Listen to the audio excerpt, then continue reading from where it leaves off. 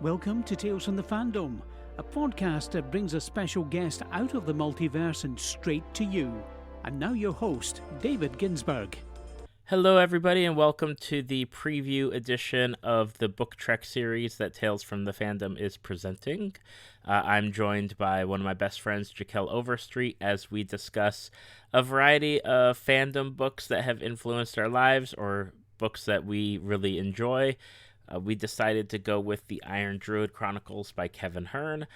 We have both interviewed Kevin Hearne separately. Kevin was actually on one of our podcast episodes last year, so if you're interested in listening to that, go back and take a look for it. We both love his book series, the Iron Druid Chronicles. Right now there are 8 published novels in the series, as well as a collection of short stories and novellas. We decided to go somewhat in chronological order with this series. That's why this novella, Grimoire of the Lamb, is the first one that we are recording. However, the first novel is Hounded. Definitely get the book if you can on Amazon or at your local bookstore and take a read. September 15th is when that episode will come out, and hopefully you'll be reading along with us. Every 15th of the month is when we tackle one of the novels. And then we'll be slotting in the novellas and short stories as we go along. So this is just the taste of what's to come. As in the episode when we talk about it, definitely get into the novels first and then come back and read this novella, Grimoire of the Lamb, so that way you kind of get a better sense of what's going on. And I just wanted to say thank you for everybody that's listening, and thank you also to Kevin Hearne, not only for writing the books, but being a generally awesome guy. And you can check him out on Twitter or at his Facebook page or website. And he actually recorded a little bit at the end of each episode for us. So thank you again to him for doing that, and thank you all for listening and being supporters of Tales from the Fandom. Welcome to Tales from the Fandom. This is a special episode. We are starting a new series every month called Tales from the Fandom Presents Book Trek. Joining me in this trekking series is none other than Jachelle Overstreet. How are you doing today, Jachelle? I am so excited to be here talking about books. Talking about books. And one of those books is a book series that you got me into, and it is Kevin Hearne's The Iron Druid Chronicles. Absolutely, one of my favorite series. I have to ask, and just because, you got me into it, but how did you find this book series? It was recommended to me by a friend of mine. He'd been listening to the audiobooks. And it's kind of funny. We got into it because we're both big fans of the Rooster Teeth web series Red vs. Blue. And I don't know if you've ever seen Red vs. Blue, but there's a character named Caboose who has a really interesting voice that the actor uses for the character. And we were talking about Red vs. Blue, and he was like, "Oh, you should listen to this book series that I've been listening to because the narrator does a voice that sounds just like Caboose for this dog that talks in the series." And I was like, well, if there's a talking dog in it, I'm already here for this series. So I went out and I checked out. I listened to the first one on book on tape or book on CD. Nobody listens to tapes anymore. I'm old. I'm sorry. And I was hooked right from the start. So then I went through and listened to all of them. What drew you to it? What besides the talking dog? Just kind of a conglomeration of everything. I really enjoy fantasy, but I prefer more urban fantasy than the really high fantasy where just like you're creating whole new worlds. This one's very rooted in a world that I recognize, so it's easier for me to follow. I love Atticus as a main character because when you hear that the main character of this series is a 2,000-year-old druid, you expect someone maybe like Dumbledore, who's sort of wise and cryptic and has a long white beard. And then you meet Atticus, who looks like a 21-year-old with, tattoos, and he uses pop culture references constantly and is sarcastic as anything. I just censored myself there. I almost swore. I'm trying really hard not to swear. Well, we shall do our best. But yeah, so, you know, it was this urban fantasy. We've got this really interesting main character that I feel kind of breaks a lot of molds when it comes to fantasy novels. We've got talking dogs and Celtic mythology, which I've always been interested in, and gods and, you know, beer, fish and chips, werewolves, vampires, kind of everything that I love all mashed together into one story. It does have pretty much everything that you would want from almost every kind of topic or subject matter of a world setting. So it's definitely one of those books where you don't really know what you're getting into until you're already in it, but by that point you're enjoying it. Absolutely. And, you know, when I explain it like that and I mention all the things that are in that, it can sound kind of overwhelming, but it's really not. Like, the author does an excellent job of introducing things in a way that doesn't make all of these different aspects seem too overwhelming. Now, we had discussed how we were going to start off this series, and we're starting off with, I guess it would be a novella, which is called Grimoire of the Lamb. Yes. You can find it on Amazon. I believe it's like a Kindle edition. You can get it for, sometimes it's on sale for like 99 cents. Sometimes it's $2.99. But it's well worth the download. And really, like, what I got out of it is, even though it was published a few years after the first book came out, yeah, but it's really setting up Atticus, who is our main character, just kind of giving you that little, I guess, taste of who he is if you're starting off with this book. Yes, although I would not recommend starting with this book. I would definitely recommend reading the first book, and then if you're interested, going back and reading this one a little bit later. Because even though it is set like 4 years before the series starts, mm-hmm, it doesn't do as good a job as setting up the world that the first novel does, Hounded. So I feel like if people started with this book, they'd be really confused and wouldn't be as interested in continuing the series. Okay, well that's a good note for our listeners here, because you get the gist. You get, like, okay, this is Atticus and this is Oberon, his dog, and you kind of get a taste of what he's doing, but it's not, like you said, there's definitely like a lot of world building stuff that happens more in that first book. Right. And then, you know, you're coming back to this book if you're reading it, but this is chronologically yes, one of the first things in the series. Yes, chronologically it is the first, well, actually no, there are other novellas that take place like way in the past. But yeah, I was thinking about that as I was reading it just this past week, and I was like, I don't know if this would be a good one for people to start with, because, like, while it is a great story and I really enjoyed it, it doesn't have the same world building that Hounded did. So honestly, my recommendation would be to read Hounded first, and then go back and read Grimoire of the Lamb after you finished Hounded. With Grimoire of the Lamb, again, we meet Atticus, who is a druid of 2,000 plus years, and he is hanging out in Arizona. Yep. Running a bookstore and a kind of like herbal kind of shop. Yep, there you go. That's a good word. Get the big dollar words in early. Mm-hmm. And that's what I'm here for. Yeah, and he's got some really, really old books. He does. Yeah, he has a great collection of magical texts that he keeps under lock and key in his store.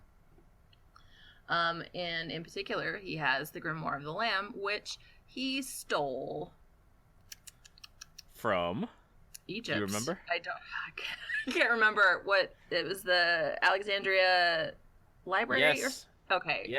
Yes, the famous Library of Alexandria. There we go. Yeah. And Atticus thinks it's a way to serve lamb. Yeah, he thinks it is a recipe book, and all the recipes involve lamb. So he has nicknamed it the Grimoire of the Lamb. Eventually, somebody, and I'm going to actually pull his name up now because I'm totally not good on the names. Mr. El-Khashab. Okay, yes, so Mr. El-Khashab calls him up and is like, hey, I'm interested in this book. Do you have it? And Atticus confirms it. Well, no, doesn't he say, I was told that you had this book? Yes, okay. Which yeah, is sort of important, because that's how Atticus traps him later. Dun dun dun. Because Atticus is tricksy. Atticus is tricksy. So this Mr. Elkashab knows that Atticus has the book and is very interested in it, and originally wants Atticus just to like send it by mail, and that's not happening because it's a book that he stole out of the Library of Alexandria, and that's kind of a thing that people don't know about. Yep. Mr. Elkashab arrives in Arizona, and we get the first reveal of a sword that Atticus also has. And I'm going to let you pronounce that one because I don't have my pronunciation on it. Okay, so this sword is called Fragora, and it is a magical fey sword that Atticus also stole because he's a little bit of a klepto. Yeah, he had stolen the sword years and years and years ago when he was back in Ireland in the middle of a big battle. And because it's a fey sword, it has magical powers. It has the ability to cut through any armor, magical, man-made, any kind.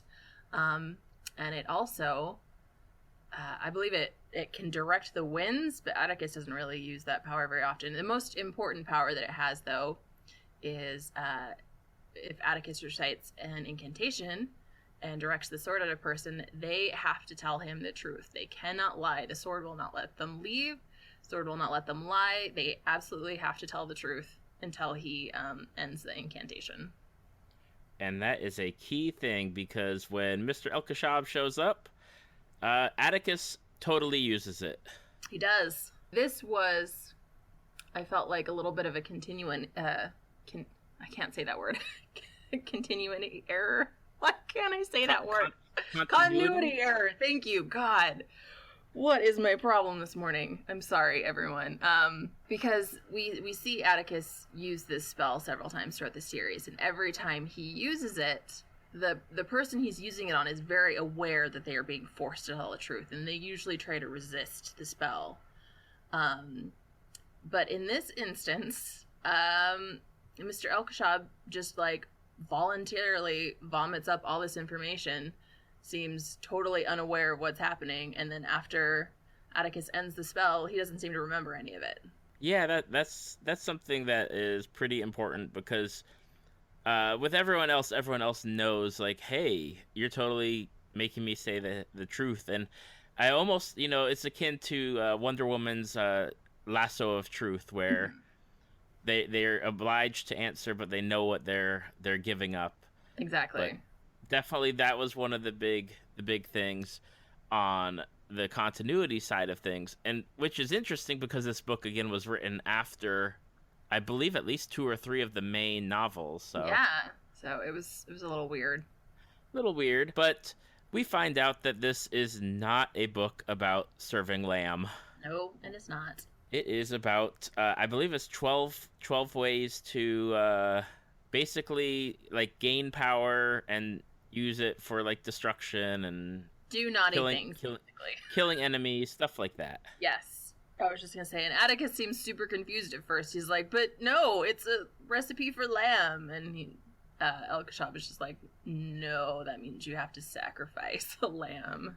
Yeah, you totally translated it wrong. But I totally would understand.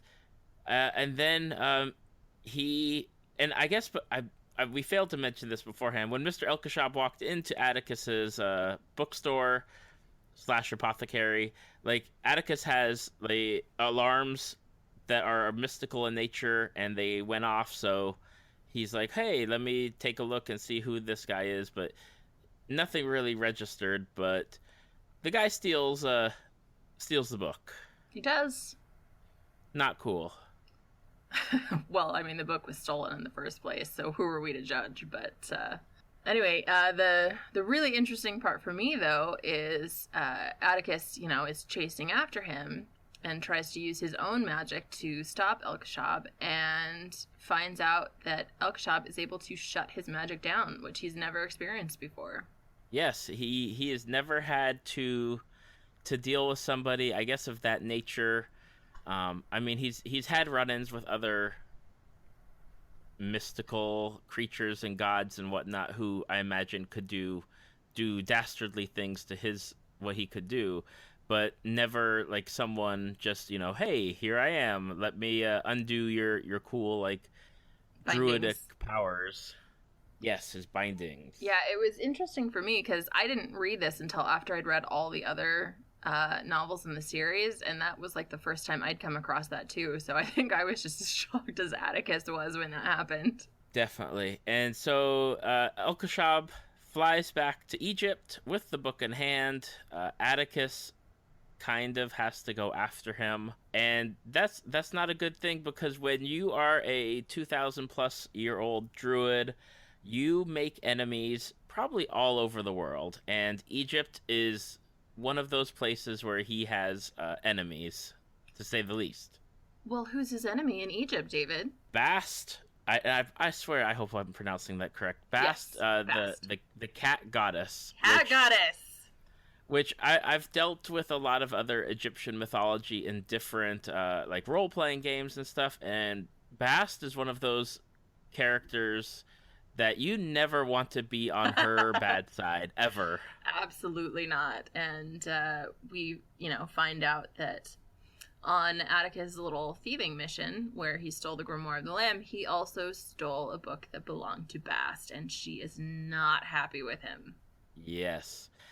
And the other thing is that because obviously Atticus is going to go chase after the book, he brings his trusty companion and sidekick, Oberon, the Irish wolfhound. That is, if you've ever seen an Irish wolfhound, you know that they are massive. Giant. So big. They're like Scooby-Doo, but less I guess less bulk on that, but much fuzzier. Yes. And obviously, if there's a dog around, and then there's an issue with cats, that's going to be a big issue. And as it turns out, Bast is almost immediately aware that Atticus arrives in Egypt, and that scene is crazy. As far as like, just you don't think it's going to be bad, and then it just spirals out of control. I'm not gonna lie, that whole part was probably my favorite section of this novella.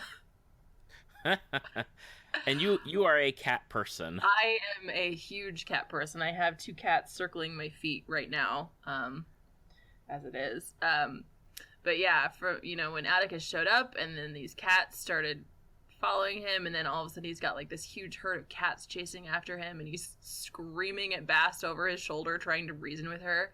I was just dying laughing. It was the best mental image for me.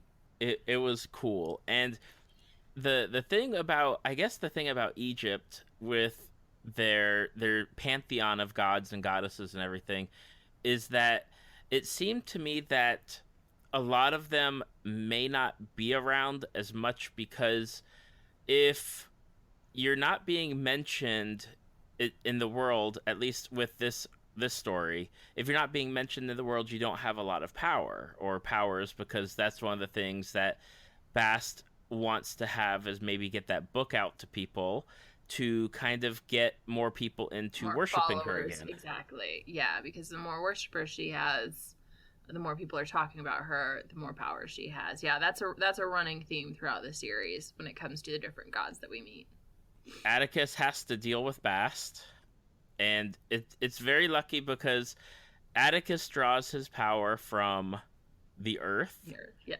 And if he's not touching earth, he doesn't have a lot of great powers. A lot of it just gets drained. He can't use the powers to his full maximum ability, and we end up with almost a scene where things like really go bad. Like, cats are almost trying to sacrifice themselves trying to get to him. That's true. Yes.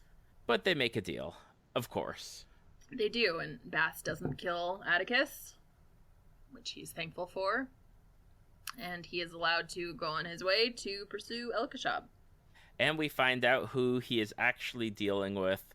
and it is Elkashab is a sorcerer who worships Sobek. The crocodile god. Which, I mean, you're going from the cat god to the crocodile god, and Sobek is again not really one of Egyptian gods and goddesses aren't like the best, anyway. They're all kind of like nasty. Yeah, you don't want to mess with them. Yeah, I mean there's all, there's curses and everything else that goes on, but Sobek is one of those where like he's popped up in other books where it's just like, oh gosh, we got to deal with Sobek now, but here we are with Sobek. Yep. He turns over Bast's book, so that way Bast promises in a very proper way. Atticus makes her swear it, so that way she will not reveal that he is there, because he doesn't want anyone else knowing, like, oh look, here's this druid that's running around, set off warning alarms. And he makes his way down to where Elkashab's house is in the, basically the boonies of Egypt.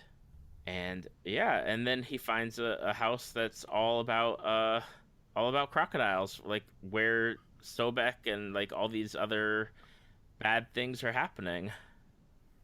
And what else does he find there?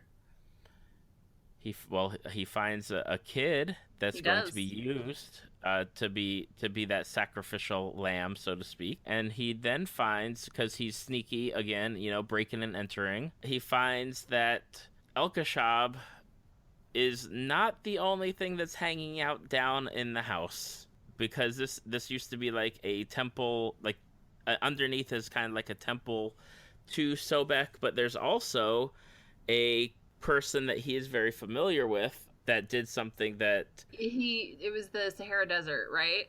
Yes, he destroyed the he was a wizard who was trying to harness the power of the elemental that lived in the Sahara Desert region, and basically destroyed the area and created what we know as the Sahara Desert today. That is correct. Yes. Because that's the thing that you will, because you're listening to this episode first before we get into the main series. The elementals are very important, and if they're not taken care of, bad things happen. And obviously the Sahara Desert used to not be a desert, and with the story, because of the bad sorcerer's magic and what he did, he basically killed the elemental. Atticus goes in and he has to fight off this mummy who's really like the sorcerer. The sorcerer used like the remainder of his power to kind of put himself in a mummified state, and was using Elkashab to do his work for him.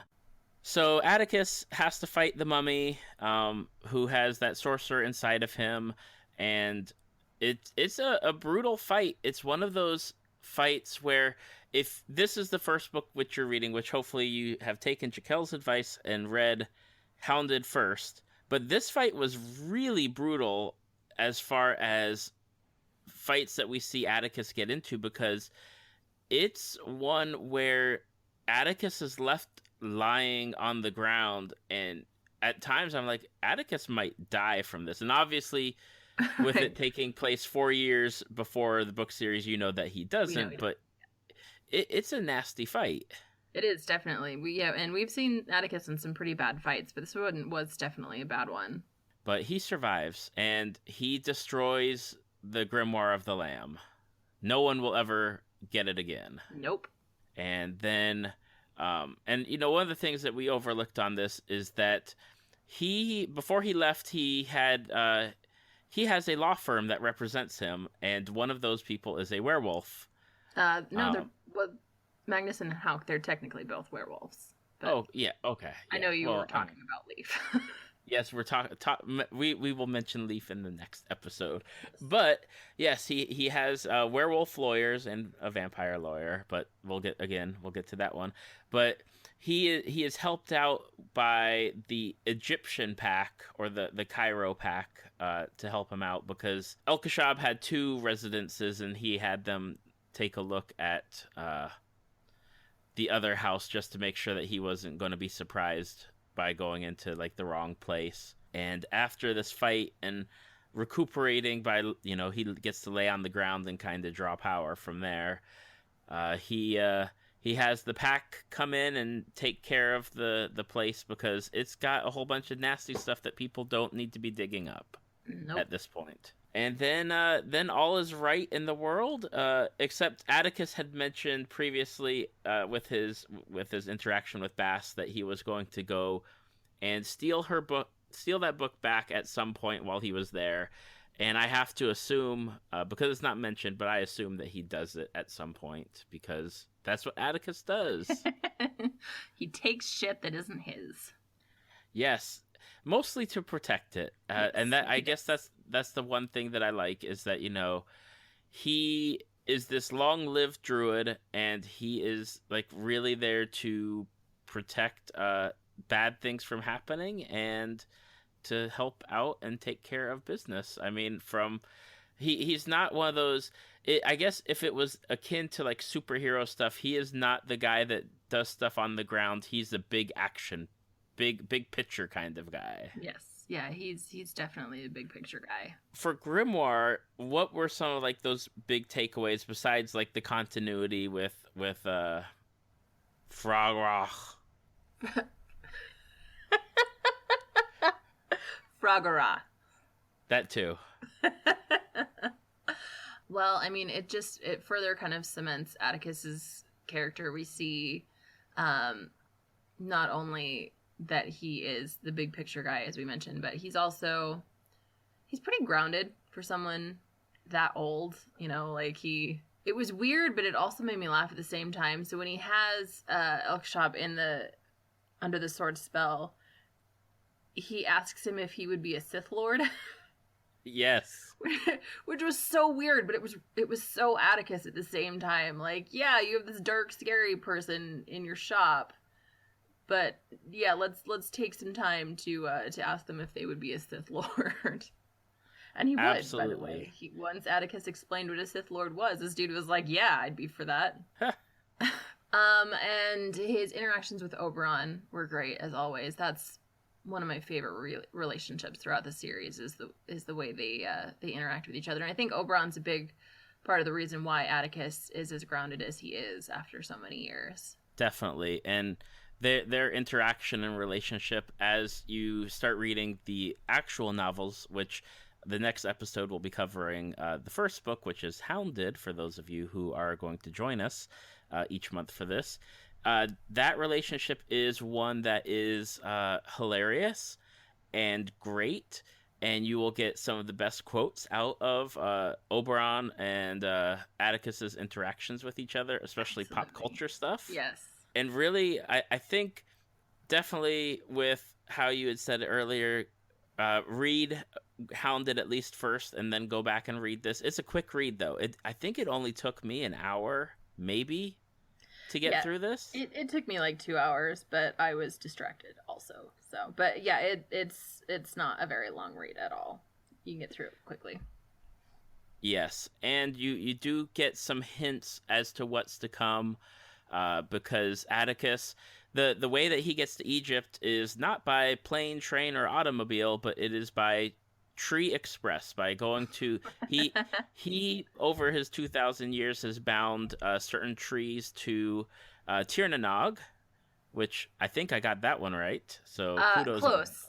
What? It's Tirnanog, not Nog. Ah, You were so close. so close and yet so far away.